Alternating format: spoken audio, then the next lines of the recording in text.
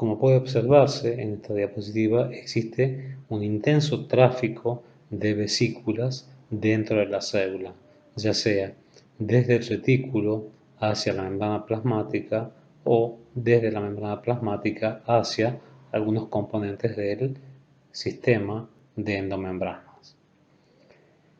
Habíamos visto hace un momento la ruta secretora, en donde las proteínas se vesiculizan en el retículo endoplasmático rugoso, se procesan en el Golgi, se clasifican en el trans-Golgi y se dirigen ya sea a la membrana por exocitosis constitutiva o regulada, o pueden dirigirse, por ejemplo, a los endosomas o que se van a fusionar posteriormente con el lisosoma, y también pueden dirigirse hacia el lisosoma. Esa es la vía secretora. Luego tenemos la ruta endocítica. La ruta endocítica, como se muestra, tenemos la endocitosis mediada por receptor, se forma el endosoma temprano, este madura tardío, como vimos anteriormente, y posteriormente se fusiona con el lisosoma para degradar las moléculas endocitadas. Y posteriormente tenemos las rutas de recuperación o de retorno. En el caso del endosoma tardío, así se van a recuperar los receptores de LDL, por ejemplo, en la membrana, los receptores que llevaban las vesículas, los receptores de manosa 6-fosfato hacia el aparato de Golgi, y se van a recuperar asimismo, como vimos hace un momentito, las proteínas del retículo endoplasmático, ya sea las de membrana o las luminares, que surgieron durante la ruta secretora. Y también se recupera membrana, como nombramos anteriormente.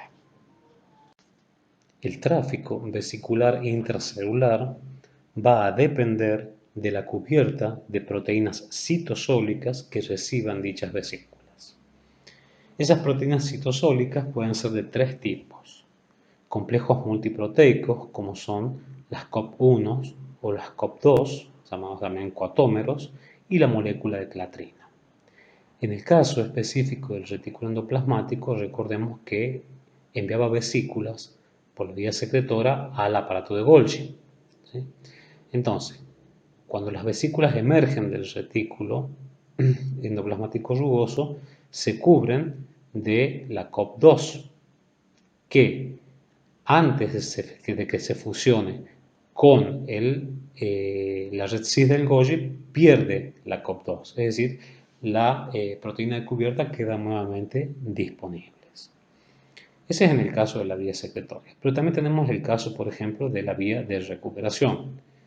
Específicamente, se pueden transportar por la ruta de retorno enzimas desde la región trans del Golgi a la región cis del Golgi, y para ello las vesículas se recubren de una proteína citosólica que en este caso son las COP1.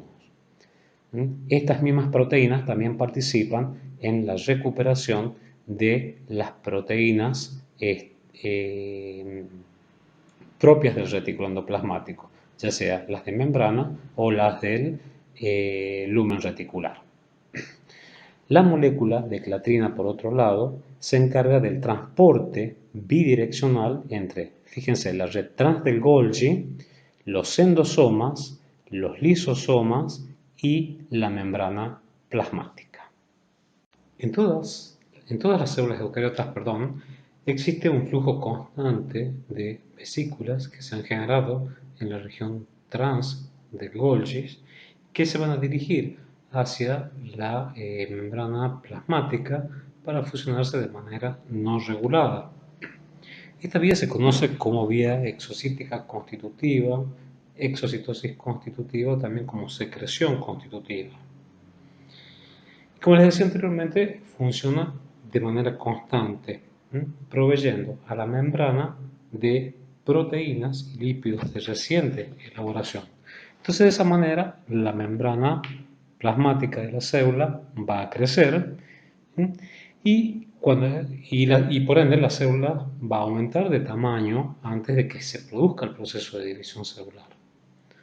Ahora bien, estas proteínas no cumplen una única función, sino que también pueden ser exocitadas y en la región extracelular pueden formar, por ejemplo, proteínas periféricas de la membrana plasmática, pueden formar matrices extracelulares o en algunos casos pueden difundir en ese líquido extracelular y dirigirse hacia otras células para nutrirlas o actuar como moléculas señalizadoras.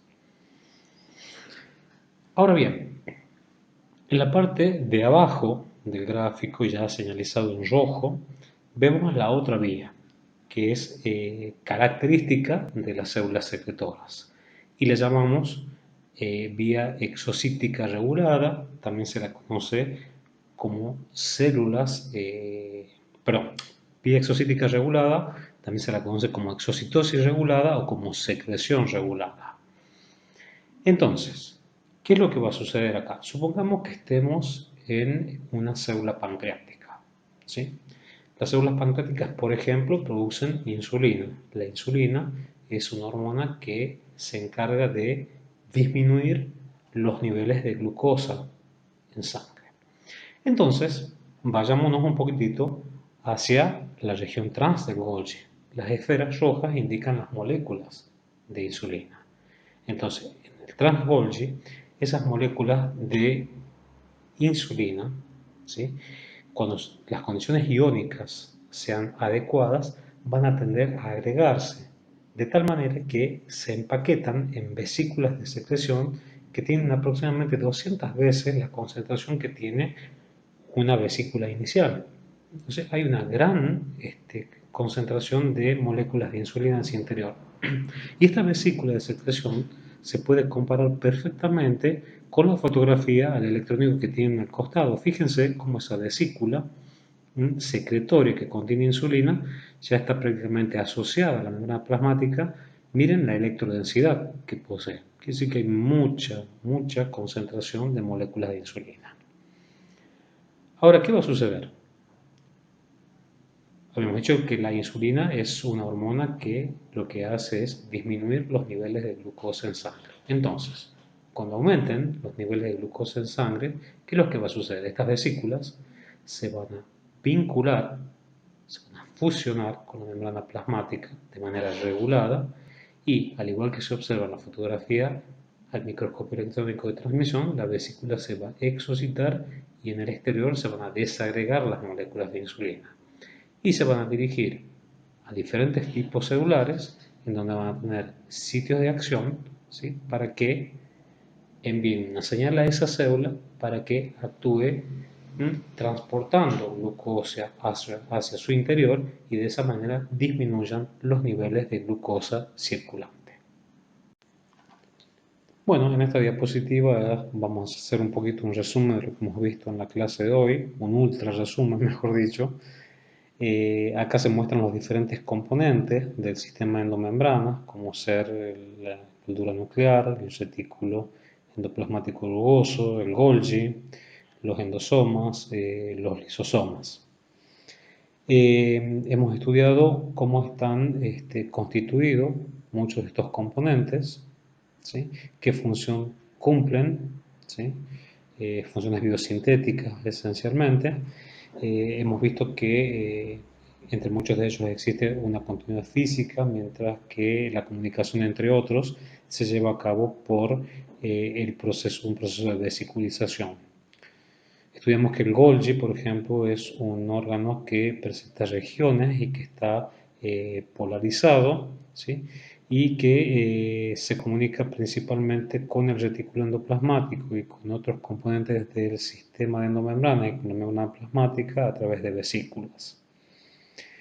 Como se indican en las flechas en rojo y en azul, en el Golgi estudiamos las vías secretorias, ¿sí? Es decir, de las proteínas que emergen del retículo endoplasmático rugoso y que por las COP2 van a tomar contacto con el aparato con la red cis del Golgi.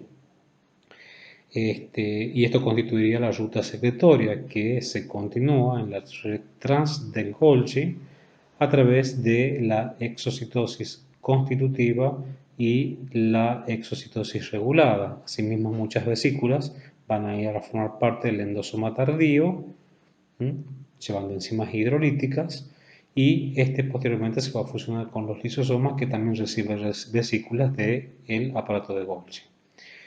En el Golgi también estudiamos las rutas de retorno de proteínas del retículo endoplasmático rugoso y de componentes membranosos. Y fíjense también cómo tenemos rutas de retorno desde el endosoma tardío, que vuelven los receptores de manosa 6-fosfato, hacia la red trans del Golgi, y cómo se reciclan los receptores de las lipoproteínas de baja densidad que fueron internalizadas mediante la endocitosis mediada por receptor y cuya vesícula dio lugar al endosoma temprano que maduró a endosoma tardío.